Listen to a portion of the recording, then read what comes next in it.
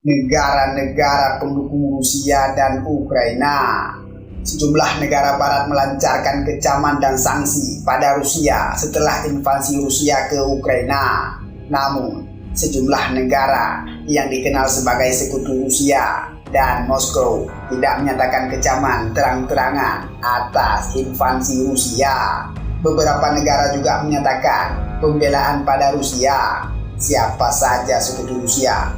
Sejumlah negara yang membela Rusia diantaranya mengkritisi Amerika Serikat dan NATO.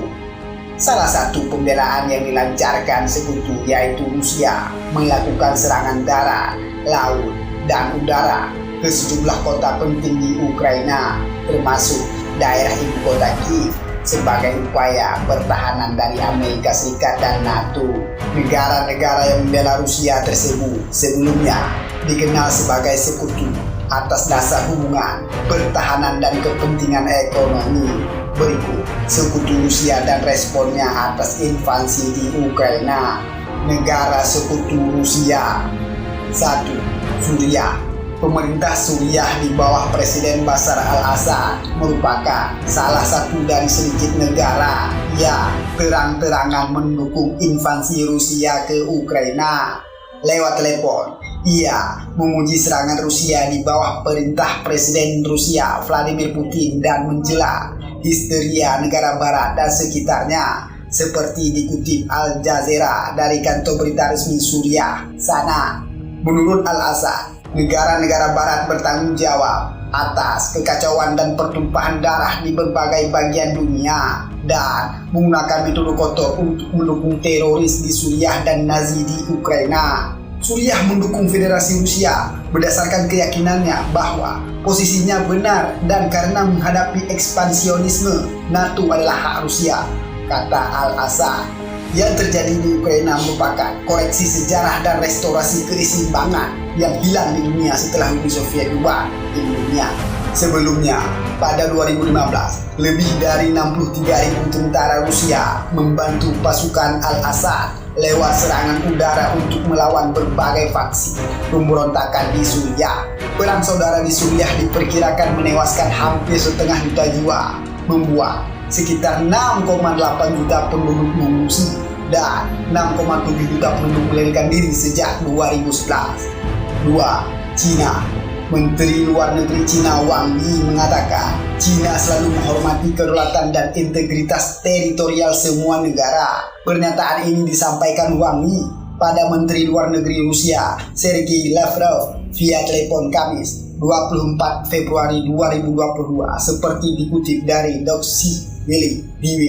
Wang Yi mengatakan masalah Ukraina memiliki dimensi sejarah yang kompleks dan khusus. Karena itu, Cina memahami kekhawatiran pihak Rusia terkait masalah keamanan. Ia menambahkan, Cina menyuruhkan agar meninggalkan mentalitas perang dingin dan menciptakan arsitektur keamanan Eropa yang seimbang dan efektif melalui dialog dan diplomasi.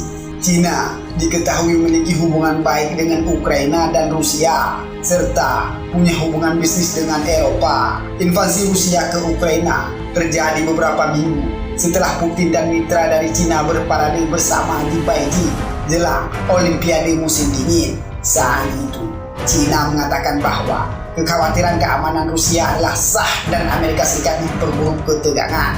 Cina mengatakan tidak akan memberi dukungan militer ke Moskow, tetapi Cina sudah memperkuat hubungan dagang seperti meningkatkan impor gandum dari Rusia pada Kamis 24 Februari 2022.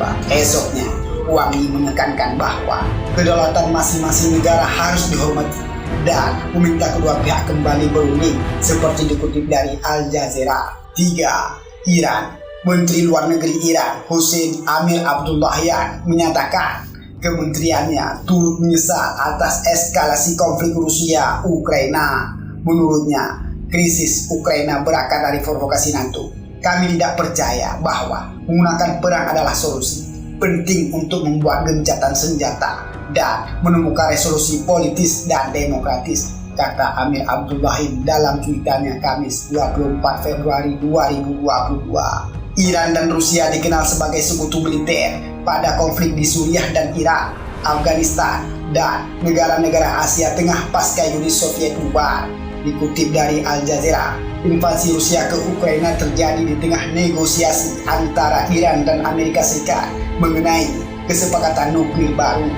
4. Venezuela. Presiden Venezuela Nicolas Maduro mengatakan pemerintah negara di Amerika Selatan tersebut menolak rencana pengepungan Rusia secara militer dan strategis. Dari Venezuela, kami menolak rencana jahat yang berusaha mengepung Rusia secara militer dan strategis. Semua dukungan untuk Presiden Putin dan rakyatnya. Kami yakin Rusia akan keluar dari pertempuran ini dengan bersatu dan menang dengan kekaguman dari orang-orang pemberani di dunia, kata Maduro dalam Twitter 23 Februari 2020. 5. Kuba. Presiden Majelis Kekuatan Rakyat Nasional Kuba Esteban Lazo mengatakan Moskow memiliki hak untuk membela diri dan NATO harus memenuhi jaminan keamanan yang diminta Rusia. Kementerian Luar Negeri Kuba menyatakan peningkatan ancaman Amerika Serikat pada Putin memperburuk krisis Rusia-Ukraina. Kuba juga mengkritik Amerika Serikat karena memaksakan ekspansi progresif NATO menuju perbatasan Federasi Rusia. Negara ini juga menyerukan solusi diplomatik untuk menjaga perdamaian internasional. Selanjutnya, negara-negara pendukung Ukraina dalam perang melawan Rusia berjumlah belasan di Eropa, ditambah Amerika Serikat dan Kanada. Banyak yang sudah mengirim bantuan militer atau kemanusiaan ke Ukraina sejak invasi Rusia dimulai pada Kamis 24 Februari 2022. Dikutip dari AFP pada Minggu 27 Februari 2022. Berikut adalah daftar negara yang membantu Ukraina melawan Rusia.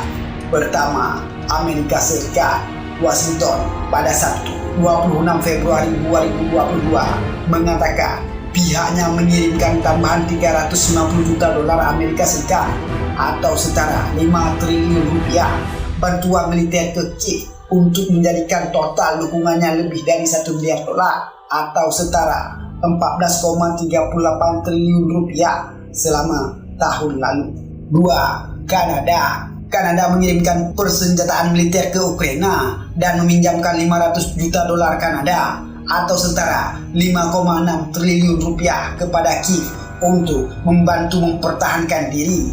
3. Jerman. Berlin mendobrak tradisi lama untuk tidak mengekspor senjata ke zona konflik dengan berjanji akan mengirim 1.000 senjata anti-tank ke Ukraina, 500 rudal darat ke udara Stinger dan 9 howitzer. Jerman juga menyumbangkan 14 kendaraan lapis baja serta 10.000 ton bahan bakar. 4. Prancis. Prancis yang telah mengirim bantuan mengirimkan lebih banyak peralatan militer serta bahan bakar. 5. Inggris. Perdana Menteri Inggris Boris Johnson mengatakan dia berkomitmen untuk memberikan dukungan lebih lanjut ke Ukraina dalam beberapa hari mendatang tanpa merinci apa yang akan dikirim.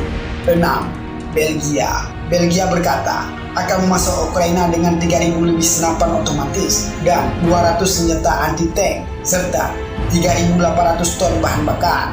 7. Belanda.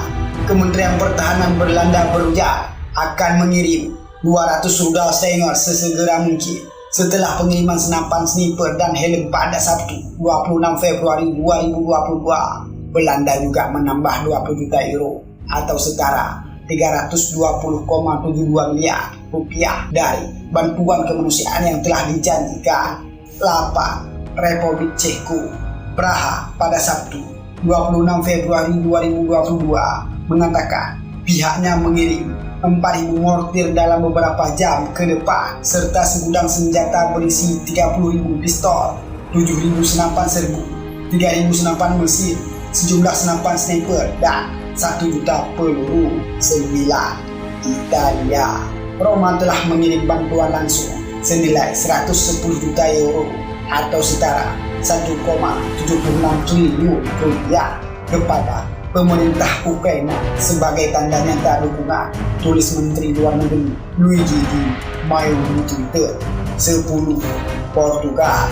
Portugal memberi Ukraina kacamata penglihatan malam, rompi anti peluru, helm, granat, amunisi dan senapan G3 otomatis.